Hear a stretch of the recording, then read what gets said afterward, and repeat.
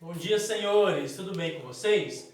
Vamos então dar continuidade às nossas aulas de filosofia? Na aula de hoje nós vamos ver sobre a ética discursiva. Então nós vamos lá na página 21 e página 22, tá bom? São os temas da aula de hoje. Nós vamos ver hoje sobre um cara chamado Hermas.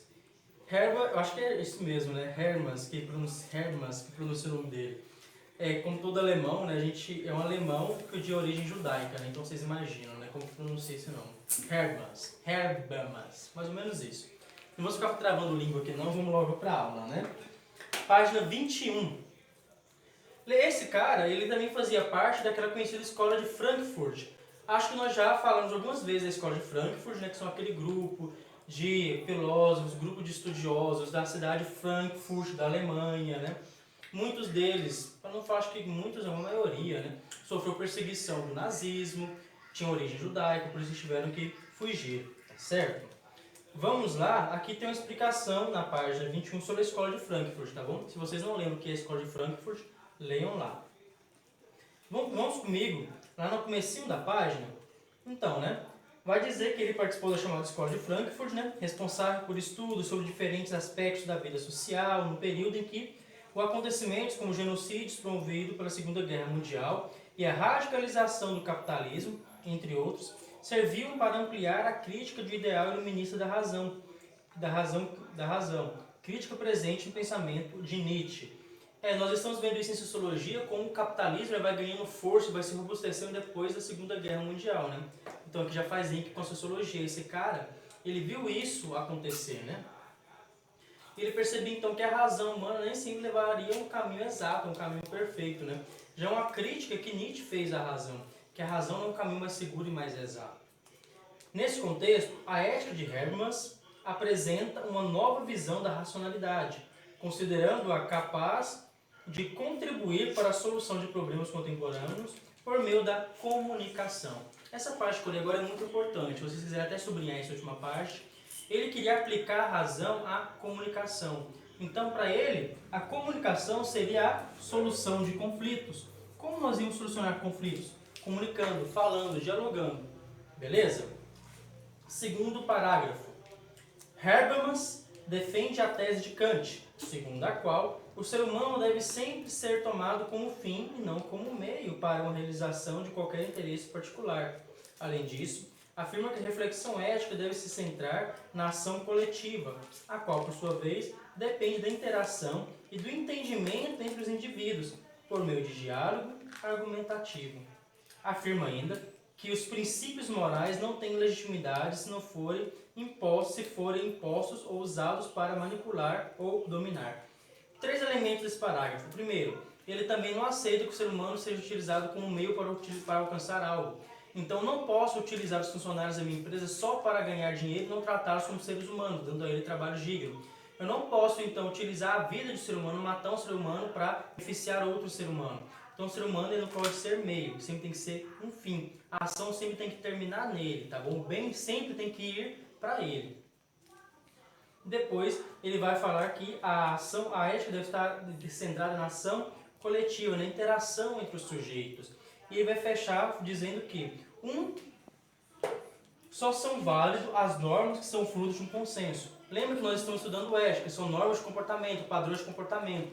Para ele, um padrão de comportamento, uma norma, uma lei, uma regra, só é válida se estiver dentro do consenso daquele grupo. Se ela foi discutida, se ela foi proposta, vamos fazer isso? Todo mundo concorda com isso. Por isso é ética discursiva. É ética fruto de um discurso, de uma fala, de uma interação entre as pessoas daquele grupo. Avancemos.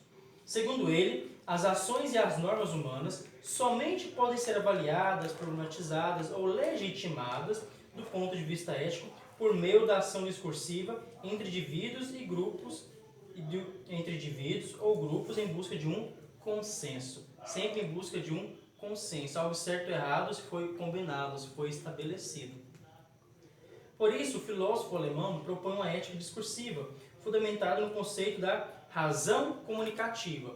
Ele acredita na razão, sim, mas qual tipo de razão? na razão que comunica, na razão que fala, na razão que entra em interação com o outro e conversa e debate o problema com o outro.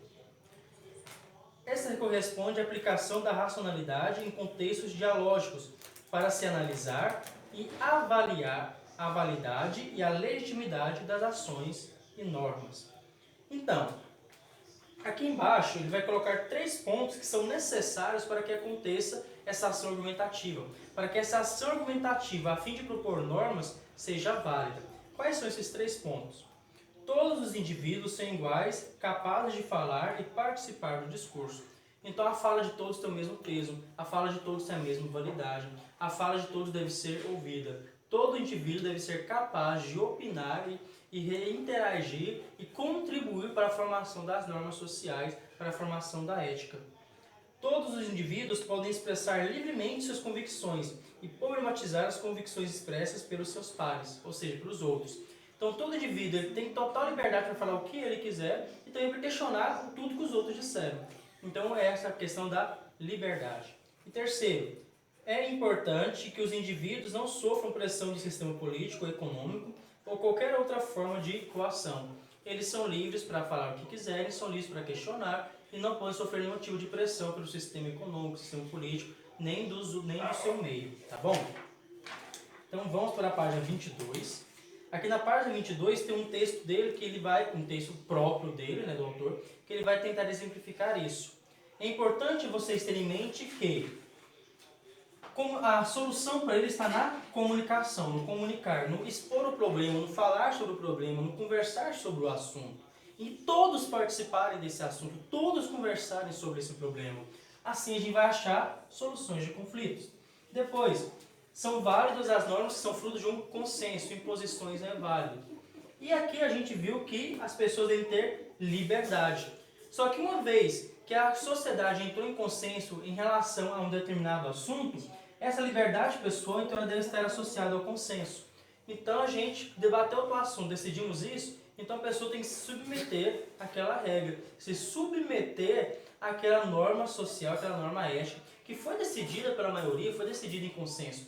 E sempre buscar o consenso, ou seja, a aceitação de todos.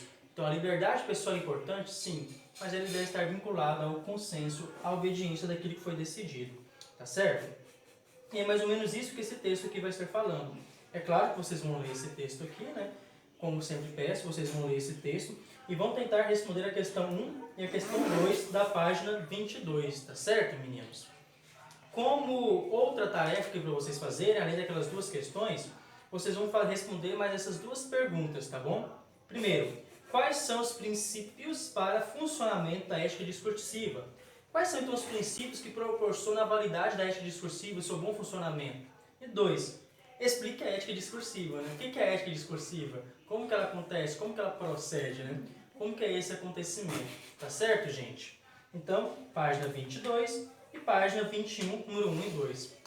Um grande abraço para vocês, fiquem bem e até mais.